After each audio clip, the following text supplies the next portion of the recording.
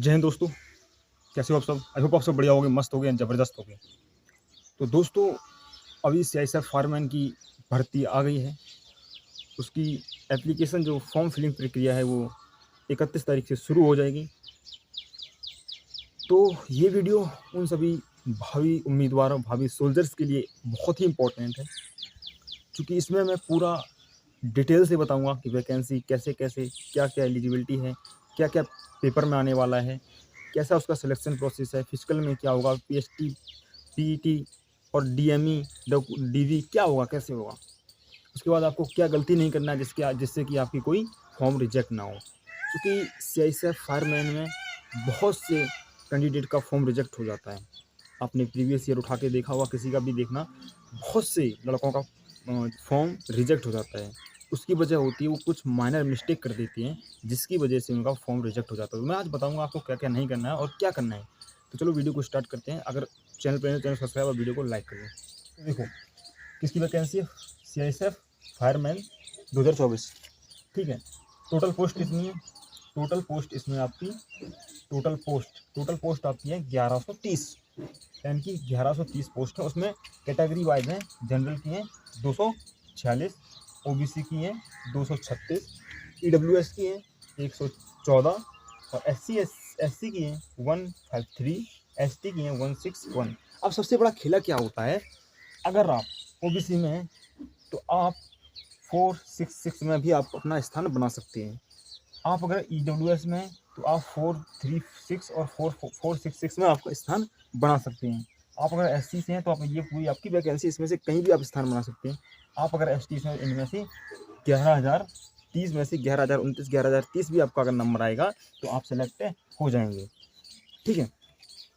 उसके बाद form filling जो आपकी प्रक्रिया है, फॉर्म फिलिंग की डेट है, जो फॉर्म फिलिंग की डेट है वो आपकी 31/8/2024, यानी कि 31 अगस्त से आपकी वो फॉर्म फिलिंग की प्रक्रिया है वो शुरू हो जाएगी।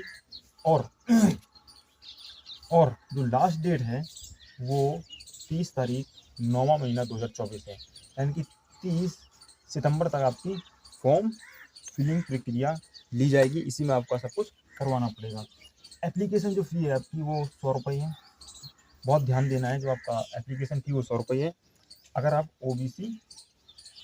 ओबीसी से हैं और अगर जनरल से हैं, ठीक है, तो आपकी फॉर्म फिलिंग 100 रुपये है। अगर एससी एसटी से और किसी से आती है तो आपकी कोई फॉर्म फिलिंग वो नहीं है।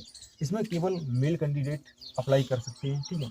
सबसे खास ध्यान देना है कि बच्चे क्या करते हैं, लास्ट डेट के चक्कर में बने रहते हैं कि लास्ट डेट 30 तारीख है तो हम फॉर्म भर देंगे। नहीं यार, आपको फॉर्म शुरू में भरना है, क्योंकि लास्ट में फिर आपका जो स्लो काम होता है, इसलिए आपको लास्ट डेट का वेट नहीं करना है, पहले ही फॉर्म को फिल कर देना है।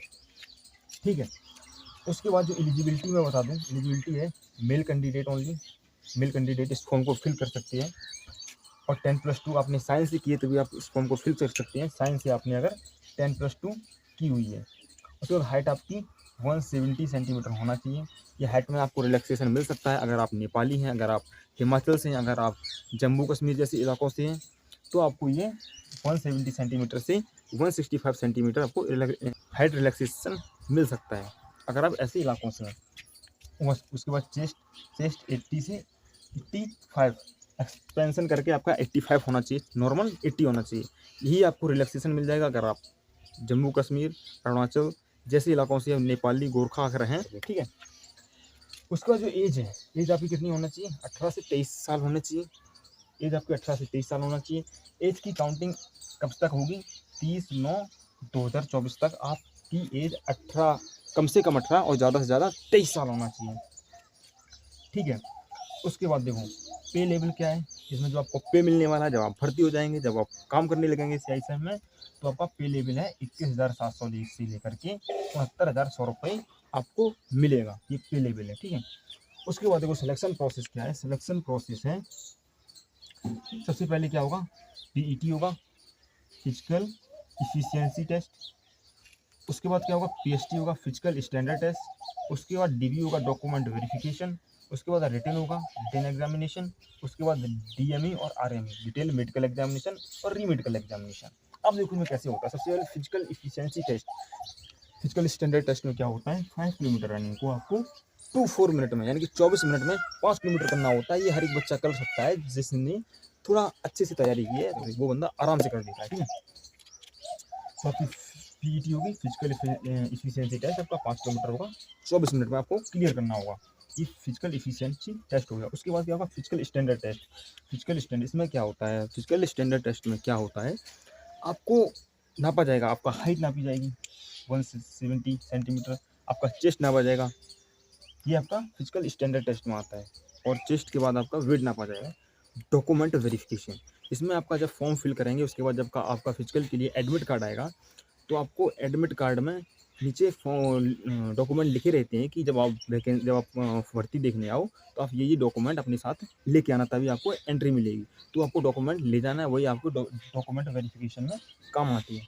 उसके बाद रिटन एग्जामिनेशन, उसके बाद रिटन एग्जामिनेशन होता है। मैंने आपको रिटन एग्जामिनेशन में बता दिया है कि क्या क्या होता है। 100 मार्क्स का आपका रिटन एग्जामिनेशन है, 100 मार्क्स का है। उसमें रीजनिंग है 25 मार्क्स, जीके जीएस है 25 मार्क, मैथ है 25 मार्क, और सबसे अच्छी जो खास बात है वो इसमें इंग्लिश हिंदी दोनों है, यानी कि सेम आपका एसएससी जीडी का सिलेबस है, वही आपका सिलेबस फायरमैन के लिए है। सही से फायरमैन के लिए वही सिलेबस है जो आपका एसएससी जीडी के लिए सिलेबस है, तो कोई बदलाव सिलेबस में नहीं है।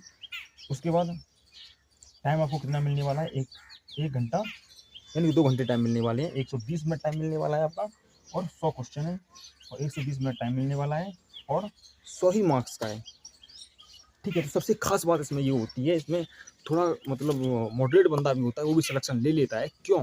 क्योंकि जब फिजिकल होता है उसमें जो बहुत पढ़ाकू बंदे होते हैं वो फिजिकल पास नहीं कर पाते हैं, फिजिकल जो उनका फिजिकल स्टैंडर्ड होता है वो पास नहीं कर पाते हैं। इसलिए इसमें जो नॉर्मल बंदे होते हैं, जो मॉडरेट बंदे होते हैं, वो भी सिलेक्शन ले लेते हैं आसानी से।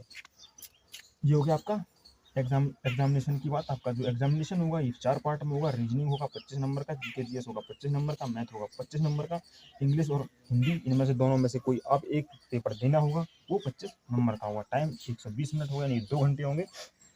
उसके बाद करेक्शन, जो करेक्शन डेट है, जैसे कि आपका कोई अगर फॉर्म फिलिंग करते टाइम अगर दिक्कत हो गई, कोई गलती होगी, तो करेक्शन डेट भी आएगी, लेकिन उसमें आपको फी 200 रुपये देना पड़ेगा।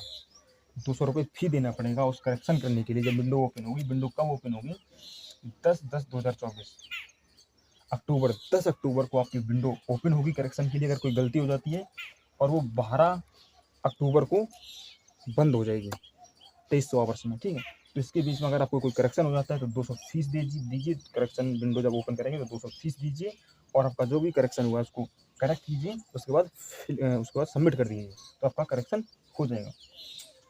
जो DOB है मैंने बता दिया है। इसके बीच में होना चाहिए आपका जन्म 1/10/2001 से पहले नहीं होना चाहिए, और 30/9/2006 से बाद में नहीं होना चाहिए, ठीक है। वहीं अगर SC ST से हैं आप, तो 5 ईयर का रिलैक्सेशन मिल जाता है, इसमें आप रिलैक्सेशन कर लेना। OBC से तो 3 ईयर का रिलैक्सेशन मिल जाता है। अब देखो क्या क्या नहीं करना है, अगर ये आप थोड़ा इंस्ट्रक्शन है जो अगर आप फॉलो करते हैं तो आपकी फॉर्म में कोई गलती नहीं होगी। देखो फोटो है, जो फोटो आप अपलोड करेंगे, रिसेंट की फ़ोटो अपलोड करना। ये फ़ोटो 3 महीने से पहले की ज़्यादा ओल्ड फ़ोटो नहीं होना चाहिए, और उसमें जो फ़ोटो का साइज़ है 20 KB से 50 KB का बीच में होना चाहिए। JPG फॉर्म में आपका 20 KB से 50 KB के बीच में होना चाहिए। और जो फ़ोटो है उस पर जिस दिन फ़ोटो अपलोड करो उसी दिन फ़ोटो खिंचवाना। जब फॉर्म फिलिंग करो उसी दिन फ़ोटो कैप्चर करना, उसी में आपकी डेट, उसी दिन की डेट डाल देना, और आपको फ़ोटो को सबमिट कर देना है। और फोटो में कोई चश्मा वश्मा लगा के फ़ोटो को सबमिट नहीं करना है। और आपके कान दोनों विजिबल होने चाहिए, जो फ़ोटो आप लगाते हैं उसमें दोनों कान विजिबल होने चाहिए। और वही सेम सिग्नेचर का है। सिग्नेचर में आपको 20 KB से 50 KB के बीच में होना चाहिए। 20 KB से कम नहीं होना चाहिए, और 50 KB से ज़्यादा नहीं होना चाहिए। और सिग्नेचर है वो एकदम क्लियर होना चाहिए। जैसे कि मान लीजिए मेरा नाम संदीप सिंह है, तो मेरा नाम ऐसा मैं डालूंगा, संदीप और सिंह, ठीक है। अब कोई बंदे ऐसे डाल देते हैं, ऐसे ऐसे करके, ऐसे ये वाला सिग्नेचर नहीं चलेगा, ये सिग्नेचर चलेगा। यानी कि आपका सिग्नेचर है जो विजुअल होना चाहिए, ठीक है। तो ये था एक मोटा मोटा इंस्ट्रक्शन, मोटा मोटा जो करना है आपको।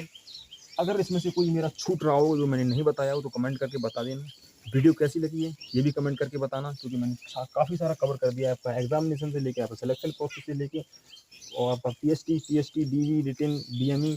हाँ, एक और चीज़ और छूट रही है, देखो DME यानी कि डिटेल मेडिकल एग्जामिनेशन में बंदे बुलाए जाएंगे, वो जितनी वैकेंसीज हैं उसके 2 टाइम बुलाए जाएंगे, यानी कि वैकेंसीज कितनी है 1130 है, तो उसका 2 टाइम 2260, यानी कि डीएमई डिटेल मेडिकल एग्जामिनेशन के लिए बंदे 2260 बंदे के लिए कॉल किया जाएगा, यानी कि उनको कॉल लेटर आएगा 2260 बंदों के लिए जो डीएमई रहेंगे। अब जिनमें से बंदों का डीएमई में यानी कि डिटेल मेडिकल एग्जामिनेशन में कोई पॉइंट होगा उनको आरएमई देने का मौका मिलेगा, री मेडिकल एग्जामिनेशन। अगर री मेडिकल एग्जामिनेशन में पास हो जाते हैं तो वो फाइनली अब उनका वेट करेंगे फाइनल मेरिट लिस्ट का, जब फाइनल मेरिट में नाम आ जाएगा तो वो सेलेक्ट हो जाएंगे। तो यही थी आज की वीडियो। अगर वीडियो पसंद आई तो लाइक से सब्सक्राइब, मिलते हैं नई वीडियो में, जब तक के लिए जय हिंद।